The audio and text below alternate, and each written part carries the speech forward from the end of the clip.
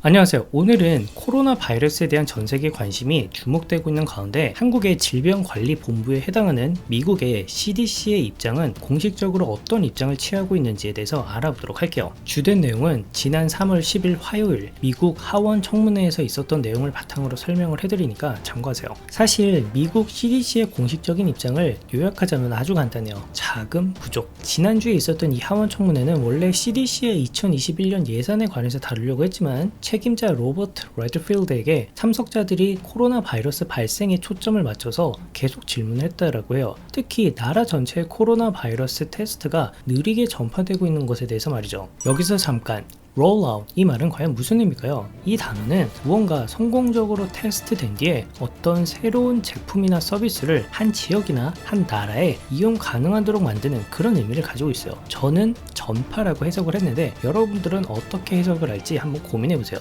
자, 이 질문에 대해 CDC의 수장 로버트 레드필드는 아주 직접적으로 얘기를 해요. 우리는 돈이 없습니다. 그리고 이 진단 테스트와 관련해서 초기 품질 관리 이슈로 망했다라고 얘기를 해요.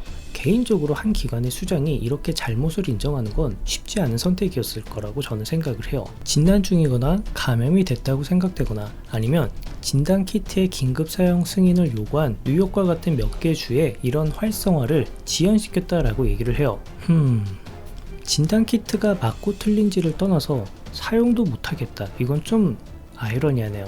그런데 재밌는 사실이 있어요. R-워시의 대표 제이미 헬레나 버틀러는 입법자들 중 한 명으로 이 점에 대해서 레드필드에게 물었어요.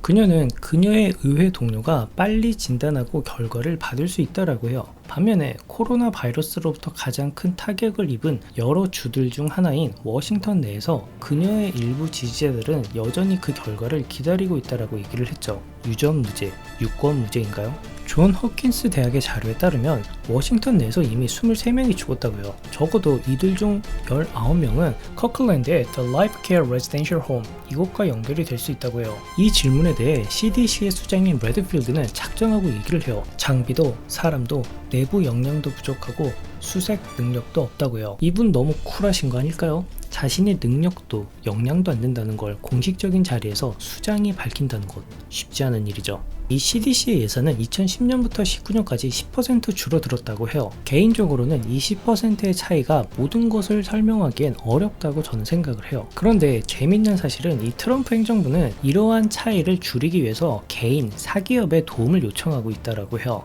예를 들면 Integrated DNA Technology, IDT 같은 회사에게 CDC의 계약 아래 이러한 진단 키트를 대량 생산할 수 있도록 요청하는 거죠. 자, 여기서 manufacture, 단순히 제조하다가 아니라 무언가 공장에서 대량으로 만드는 그런 의미가 있으니까 관심 있으신 분들은 만들다와 관련된 동영상을 찾아보세요. 제 채널에서 말이죠. 이에 대해 전문가들은 개인 이런 사기업과 협업은 처음이기 때문에 그들이 얼마나 빨리 이러한 진단 키트를 생산할 수 있는지 예상하는 건 어렵다라고 얘기를 해요. 자, 여기서 잠깐 ramp up, 이 말은 무언가 증가시키다, 늘리다 이런 의미를 가지고 있으니까 참고하세요. 그리고 청문회 동안 레드필드는 CDC의 실패에 압박을 받았어요. 이것은 매일 진단 중인 사람들의 수를 웹사이트에 제대로 업데이트를 못했다라는 거죠. 왜 CDC는 일주일에 3번만 업데이트를 하나요? WHO, 세계보건기구는 매일 업데이트를 하고 있는데 이것이 사람들이 정말 원하는 정보예요. 이에 대해 레드필드는 웹사이트가 현재 매일 업데이트 되고 있다라고 얘기를 하고 있고,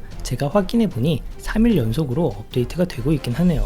그리고 굉장히 충격적인 발언을 하는데, 코로나 바이러스 테스트를 진행한 사람의 수는 오직 공중보건연구실, 즉 CDC와 관련된 기관에서만 한 사람의 수를 기록하고 있다고 해요. 분명히 개인 사기업과 협력하고 있는 중인데 개인 연구실에서 진단된 사람들의 수는 제외됐다고 해요. 개인적으로 이러한 행동은 일본과 비슷하지 않을까 생각이 드네요. 이에 대한 증거로 레드필드는 미국 트럼프 행정부와 보건당국에서 보내온 내용이 서로 다르다라고 얘기를 해요. 예를 들면 하원 청문회 전날인 월요일 아침에 보건부 장관인 알렉스 아자르는 폭스뉴스와의 인터뷰에서 미국은 이 현상을 엄중히 여기고 있고 코로나 바이러스에 관해서 심각한 보건 문제다라고 얘기하고 있어요. 또한 어느 누구도 축소화하려고 하지 않고 있다라고 얘기를 했죠. 그런데 이날 트럼프 대통령이 대통령의 트위터로 인해서 주식시장은 완전 급락하게 됐어요. 작년에 일반 독감으로 37,000여 명의 미국인이 사망했고 그것은 연간 27,000명에서 7만 명 사이의 평균이다라고 해요. 어느 곳도 문을 닫지 않고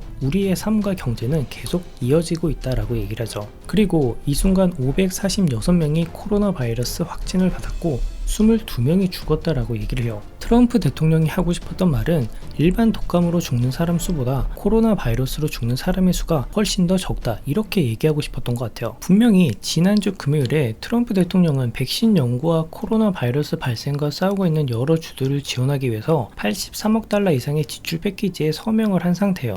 과연 트럼프 대통령의 속내가 뭘까요? 국민들의 불안감을 감소시키기 위해서, 아니면 경제적인 타격을 줄이기 위해서 그렇게 말했을까요? 개인적으로 좀 궁금하긴 하네요. 자, 오늘은 여기까지고요. 다음에도 재밌는 이슈가 있으면 소개해 드릴게요. 자, 그럼 영상 봐주셔서 감사하고 다음 영상에서 뵙도록 할게요.